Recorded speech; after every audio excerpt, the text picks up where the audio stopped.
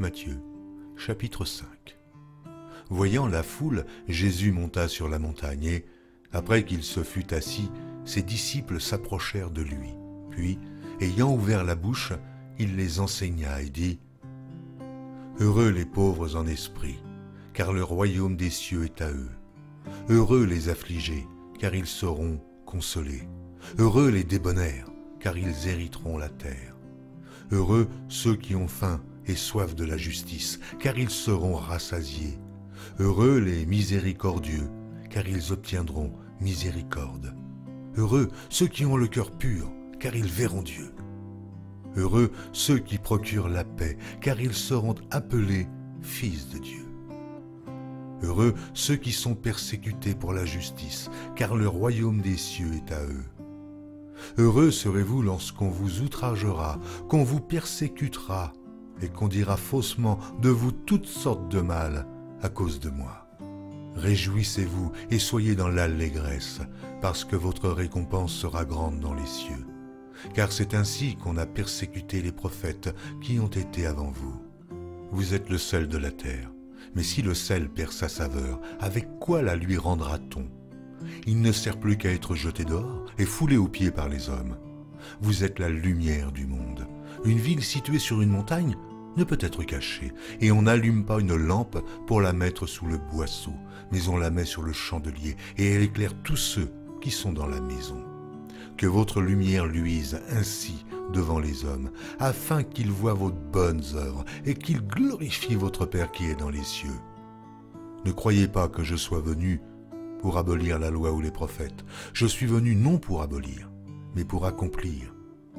Car je vous le dis en vérité, tant que le ciel et la terre ne passeront point, il ne disparaîtra pas de la loi un seul iota ou un seul trait de lettre jusqu'à ce que tout soit arrivé.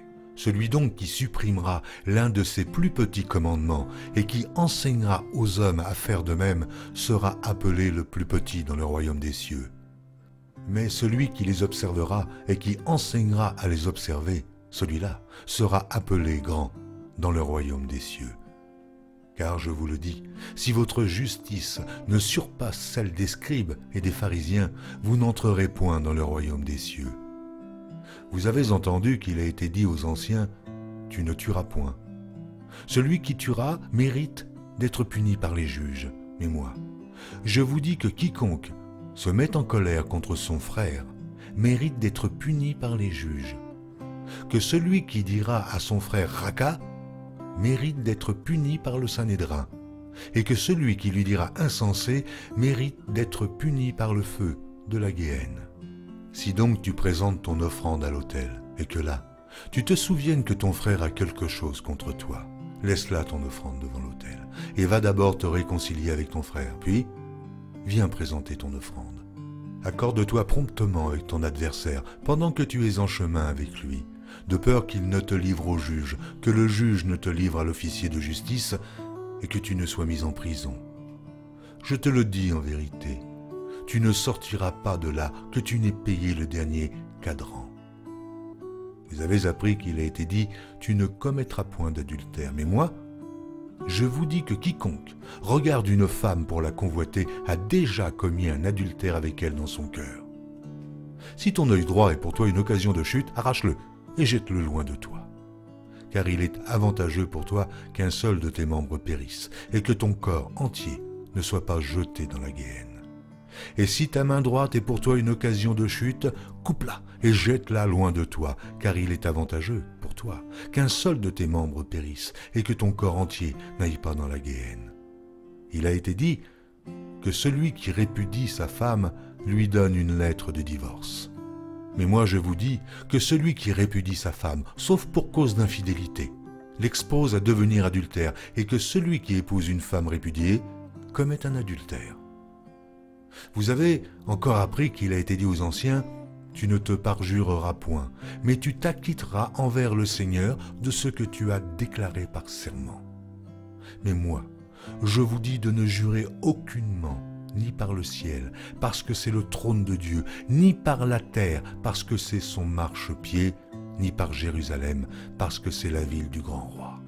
Ne jure pas non plus par ta tête, car tu ne peux rendre blanc ou noir un seul cheveu. Que votre parole soit oui, oui, non, non. Ce qu'on y ajoute vient du malin. Vous avez appris qu'il a été dit « œil pour œil et dent pour dent ». Mais moi je vous dis de ne pas résister aux méchants. Si quelqu'un te frappe sur la joue droite, présente-lui aussi l'autre. Si quelqu'un veut plaider contre toi et prendre ta tunique, laisse-lui encore ton manteau. Si quelqu'un te force à faire 1000, fais-en 2 avec lui. Donne à celui qui te demande, et ne te détourne pas de celui qui veut emprunter de toi. Vous avez appris qu'il a été dit « Tu aimeras ton prochain, et tu haïras ton ennemi. » Mais moi, je vous dis, aimez vos ennemis, bénissez ceux qui vous maudissent, faites du bien à ceux qui vous haïssent, et priez pour ceux qui vous maltraitent et qui vous persécutent, afin que vous soyez fils de votre Père qui est dans les cieux, car il fait lever son soleil sur les méchants et sur les bons, et il fait pleuvoir sur les justes et sur les injustes. Si vous aimez ceux qui vous aiment, quelle récompense méritez-vous? Les publicains aussi, n'agissent-ils pas de même? Et si vous saluez seulement vos frères, que faites-vous d'extraordinaire? Les païens aussi, n'agissent-ils pas de même? Soyez donc parfaits, comme votre Père céleste est parfait.